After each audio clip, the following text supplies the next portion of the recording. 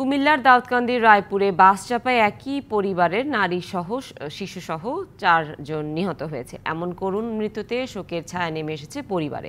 তবে এ ঘটনায় এখনো বাসের সন্ধান ও চালককে আটক করতে পারেনি পুলিশ। হেঁটে মহাসড়ক পারাপারে কাল হলো কুমিল্লার তিতাস উপজেলার ভিটিকান্দির দড়িকান্দি গ্রামের প্রবাসী শফিক মিয়ার পরিবারের।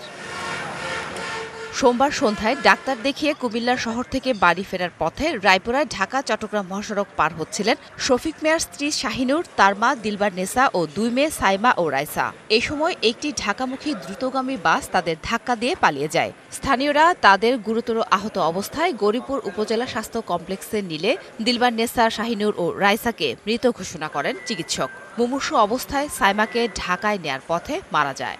এই গাড়ি এদের 4 জনকে মেরে ফেলেছে। এই গাড়ি তারা করলো আমাদের কাশেম কাকা।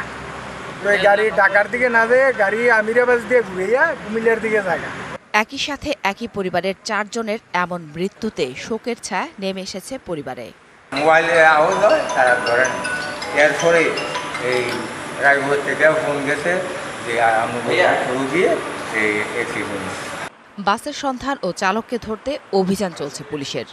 পাবলিক কর্তৃক একটা বাসকে আটক করা হয়, কিন্তু আসলে ওই বাসটাই প্রকৃত ঘাতক বাস ছিল না, কিন্তু সেম কোম্পানির আর একটা বাস ছিল যেটা এই ঘটনাটা ঘটিয়ে ওখান থেকে সরে যায়। আমরা ওই বাসটাকে আটক করার চেষ্টা অব্যাহত আছে এবং আমরা অতি শীঘ্রই বাসটাকে আটক করতে সক্ষম হব। পুলিশের প্রাথমিক ধারণা, বাসটি 21 পরিবহন ট্রান্সপোর্ট কোম্পানির। DBC news desk.